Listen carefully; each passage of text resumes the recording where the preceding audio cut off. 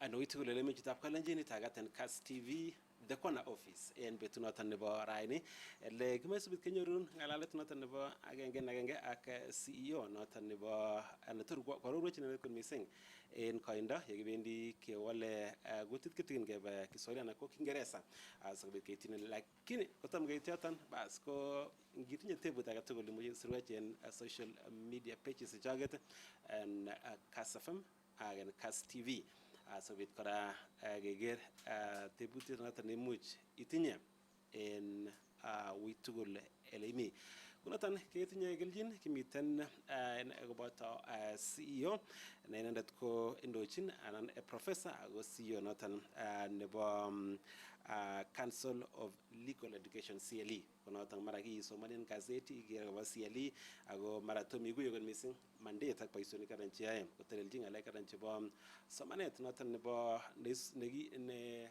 teleljing ngalekab ogilnotet anan ngalek karan che namege ak legal matters kunoton kewale gotiten nguni kainenyon ko Stanley Bore kewale kebe Kiswahili anan ko Kiingereza asobit keresa ngetenetan. Welcome to Kas TV. Thank you so Prof, much. good to have you today on set. Maybe just to start off, you start us off. I don't know, use Kiswahili or Kiingereza? I think we can mix. We can mix, yeah, correct, because we're simply having conversation. Now, maybe just introduce yourself to our viewers, and then we proceed from there. Welcome. Thank you so much, and we are delighted to join you at Kas FM. My name is Jack Mwimali. I'm the Secretary and the CEO to the Council of Legal Education. The Council of Legal Education is a parastatal.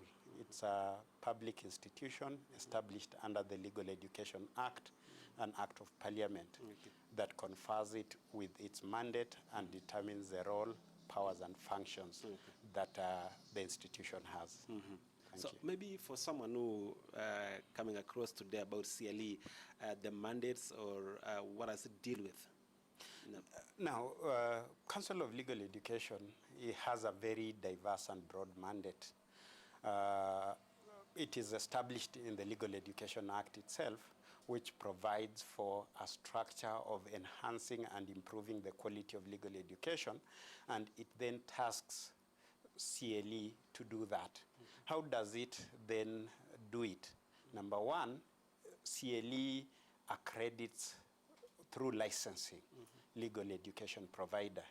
If there is a school, a college, a university, whatever the name it comes by, that wants to offer legal education in the country, it is required to get license from the Council of Legal Education. And let me pause to hasten that license does not preclude that institution from the requirement that they be accredited as education providers. So in many cases, if I may put it in Swahili, lazima uende kwa Commission of University Education, uwe sanctioned or mandated to provide education.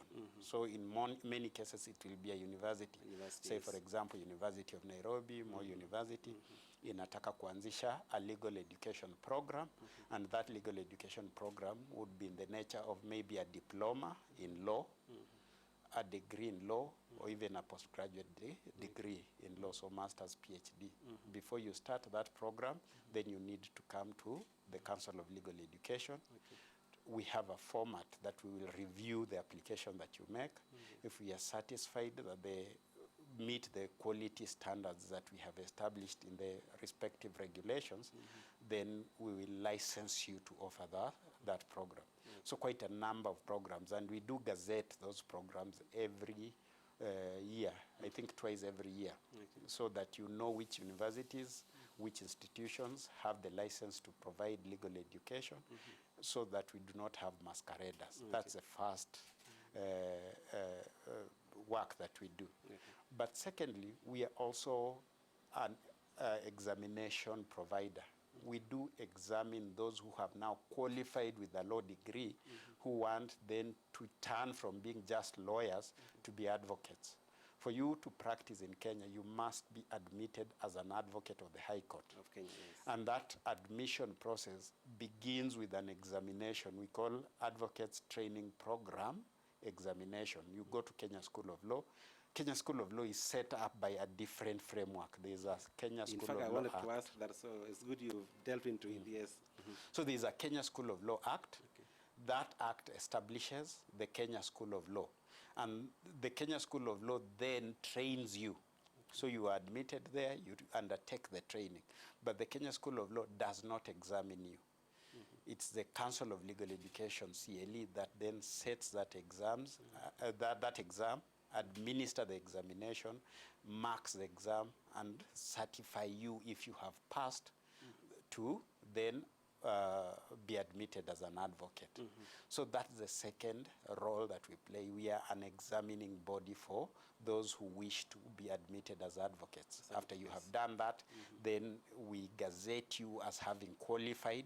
There are 9 units that we examine in. And if you pass all the 9 units, we gazette you, then you petition the Chief Justice to be admitted as an officer of the court, as an advocate of the High Court of Kenya. The third one, we also mandated to recognize foreign qualification for purposes of admission. So if you come from, say, UK, India, South Africa, and you have done your law degree there, and we want to know whether that degree is equivalent to the law degree in Kenya that we have accredited or certified, then you must apply to us for us to look at your papers, satisfy yourself that the program, including the courses that you have undertaken, are equivalent to what is required, and therefore you can then join the ATP. In the same instance, you can also come as a practitioner. You have been practicing in the US as an advocate. You have been practicing in the US, they call them attorneys or counsels. You may have come from UK as a solicitor or barrister. They have 2 categories of practitioners in the UK. And you want to now be admitted as an advocate in Kenya. Again, you must come to us to review the qualifications and determine whether you can be exempted from the ATP program and be admitted as an advocate. So that's the third mandate that we have, recognition of foreign qualification for purposes of admission to the bar in Kenya. We are also advisors of government in regard to policies related to quality of legal education. So we regularly do report to government, give opinions to government on issues concerning legal education and training in Kenya for purposes of improving the quality of legal education. So in summary, you can see we have a broad mandate. We are regulators, but at the same time we are examiners. So we look at our mandate in that dual space, as regulators and as examiners, all for the purpose of assuring that the people who are admitted as advocates to practice in Kenya have the required qualification, training, and also ability to represent people in the legal processes. Absolutely. In terms of, you've talked about credibility in terms of the bar exams, and as a CLE, what have you done to make sure like this one is taken into consideration, to have the best lawyers, best advocates around? Yes. Now, when we do set the examinations, we have a very robust system. Number one, the entity itself is not, it's relatively small. We have about 42 employees. We do not have all the skill sets that are required, for example, in setting. But even if we did, we would want the diversity of the legal practice in Kenya to be represented during that examination process. Here we are talking about some of those who qualify become judges. They join the bench. Some of them go into public service, maybe at the Attorney General's office, maybe at the Directorate of Public Prosecutions. They may even go to Parliament and county assemblies as clerks, because there is legal requirements for office holders in certain areas that they need to be advocates. And of course, there is the legal practitioners, those who practice as advocates in the High Court. They represent clients. So when we set the exams, we bring in service providers from this broad range of interested parties. We have judges and magistrates setting. We have practicing advocates. We have people from Parliament, people from the Office of the Director of Public Prosecution, people from the Office of the Attorney General. And in many cases, to guarantee that the quality of examination is up to par, we have more than one paper set. So you'll have, for example, in one unit, people, a practicing advocate, a judge, a prosecutor setting, say if it is in criminal law. So that at the end of it, you have the diversity of legal practice in that paper that has been set. After they have set, we have, again, from the same pot, but different groups of people coming into mark. And even before marking, there are those who come in to moderate, to ensure that, because sometimes when you set, you know exactly what you are asking, but it may not be clearly conveyed to the person that you are asking. So you bring in a third party as a moderator and as a peer reviewer to review, are these questions making sense? Can they be improved? Are they clearly understood? And then after that quality assurance process, we then administer that paper. We have centers, including the Kenya School of Law and other centers that we use for the examinations to be done. After they have done, again, we bring in a different set of persons, not those who set, not those who moderated, examiners, but now those who are just coming to mark. Now, a challenge would arise if you do that, because maybe the expectation of the person who taught at the Kenya School of Law is different from the expectation of the person who set the paper, and is different from the person who is marking. So what we do, we have a process where we allow the markers. Again, we use a conveyor belt system. You don't mark all the questions. Yes, we allow one person to mark a question, then another person to mark another question, so that even if you feel Mwimali is too hard, then you'll have it moderated by having another person also marking question number 2, and you are required to do 3 questions and so forth. That way, then we guarantee and assure that we have actually done it in a manner that then represents the quality of what examination has been done. But even before they start marking, they have to sit down, review the questions, and we allow them to even address it before they sing the marking guide. What do you feel? Because you are putting yourself in the position of that student who was examined. How would you answer it as an examiner, as a marker? The expectations. And then after you have done that, you develop a now separate marking guide without getting the one from the setter. From the setter. Oh. So in that expectation, you say, oh, in this from this question, this is probably what would be expected of a candidate. After you have done that, then we give you the marking guide from the setter. The setter, yes. Now, you consolidate it, because there are expectations of the setter, but those are other expectations that may not have been conveyed by the setter, but you think it clearly comes out of the question that has been examined. So you moderate the same, like I can say, you call it marking scheme. The marking scheme, yes. From the setter, yes. And the person yes. Doing the marking, absolutely. And Prof, you mentioned something on, let's say, someone coming from South Africa, someone coming from UK to Kenya. Yeah. And then you mentioned it well, that you will relook and then advise. So in case maybe the qualification is a bit lower than maybe the standard set in Kenya, what will happen with that person, or that lawyer, or that individual? Like, must that person go back to Kenya School of Law, or how do you go about it? Now, yes. That's a very important question, because we have scenarios, and I'll give a scenario where you have left Kenya maybe in Form 2, have not done Form 4, but you went to an institution where you upgraded yourself, and therefore joined the university under a different system.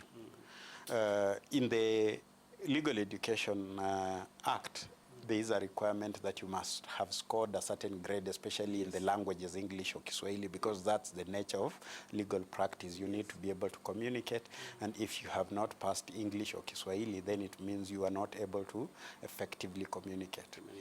You may have then gone to another country, but because they don't have similar requirements, with the with the qualifications that you have, you go and you are admitted there. So when you come, number one, we'll subject your application for equation of your qualification to the legal education program in Kenya. And we'll ask ourselves, would you have been able to join the program here? I know that has been very onerous because you may have gone to Harvard. You may not have met the exact criteria for joining University of Nairobi, but somehow Harvard, Oxford, Yale has accepted you, and you come back and we subject you back to the pre-qualification. However, that's very useful for purposes of ensuring that in terms of the basic minimum qualification, everybody is aware that they are required to have certain qualifications to do the exam. Now, after we have done that, we now review the curriculum, and we have a list of the universities, and we'll also see whether those universities are accredited in their respective institutions. We work very closely with the Kenya National Qualification Authority and the Commission for University Education, because again, that university must have been accredited, and we can identify that from the databases and from the collaboration we have with CUE, the Commission for University Education, and the Kenya National Qualification Authority. If it is equivalent to the qualification in Kenya, then we ask ourselves a third question: have you done all the core units that are required to be done for purposes of admission to the Advocates Training Program at Kenya School of Law? Because you won't come and straight away you are admitted. You will have to go to Kenya School of Law with that degree. Now, in many cases, you'll find a candidate may have a valid degree recognized by the country from which they come, and of course, equivalent recognition is given through a Commission for University Education and Kenya National Qualification Authority. We have no problem with that. But the law does require that you must have done 16 core units at the university, including, of course, the basics laws like constitutional law, laws of contract, laws of torts, those elementary commercial laws, including certain elements of commercial laws that we must see whether it has been done in it, trust and equity. There are quite a number of programs that are required to have been done at undergraduate level. So you may find a situation that person has this qualification, but they have not done all these units. In that case, we also accredit or license institutions to offer the remedial courses. At the moment, it's RIARA that has applied and we have certified, but we also encouraging and welcoming other institutions to offer that remedial class. They just need to apply to us, and then we license them, so that in case you come, you may have done 14 of the 16 units. You still need to do 2 more so that you are qualified to join. So you go for those remedial, for those 2 units that you have not done at that institution, and if you pass them, then together with now your degree, you're able to be admitted at the Kenya School of Law to do the bar exams. Okay. Maybe, Prof, before we take a break, if we still have a minute, okay. In terms of the application, you mentioned about the application, so you apply and then they look at, so I wanted to understand the turnaround in terms of time. Like it will take maybe, you say 1 month, 2 months, then you get the accreditation, or does it go? No, we have automated that process, and it's part of our quality assurance systems. Actually, in our service charter, we are required, I think, within 48 hours to have responded to you. So you do your application online, we review your application. In many cases, in the 48 hours, we'll tell you we have received and we are working on it. Of course, in the form of working on it, you know, we have to consult Commission for University Education, we have to consult the Kenya National Qualification Authority if need be. Because if you're coming from a university, for example, Oxford, that we clearly know because we have previously admitted people from that university under guidance from CUE. We don't have to go and ask them, have they? The only thing we may ask them, because you may find an institution who started, say, in 2010, yes. and you come with a degree from 2005, and in 2005 they were not offering that degree. Or you may even come from an institution that at the time you did were offering that degree, but recently they have stopped offering those degrees. So we will also consider those factors. So it doesn't mean that if your university went under after you had already started, that will prevent you. We look at it at the point in time. If that institution was offering that degree and it was permitted or accredited to do so at that time that you did, then we consider it, we process it, and we give you the certification. But again, I'll hasten to say, in terms of turnaround, we work very closely with Kenya School of Law because we know the admission timelines. Normally, they have the admissions in January. They open their portals in sometimes in September. So within that period of time, we work to ensure that we are able to give you the necessary clearances so that then you can join Kenya School of Law. Absolutely. So sometimes if you apply in January, it may not, even if we give you that certification, then it may not be used until September. Yeah. But I'll hasten to say, you see, it is better you apply early because we may find that you need to do the remedial classes and it may need a whole semester, 3 months, before then you come back to us with the remedial class for the units that you didn't do in your foreign university, which then you need to do. So we work within the service charter that we have as an organization, and that service charter is one that is intended to ensure that we give also quality service to the public. Absolutely. Thank you so much, Professor. So much to discuss on this program. Kuna najita college kimocho bitka break. Gongit nye tepu tayatuli muchi ya kwetu in Facebook and Kas FM again Kas TV. So bitka geri gita satai imitan ko bata Professor Jack Mwimali and that co-secretary CEO and CLE Kenya. Quick see en kasartana matian mewe yelo.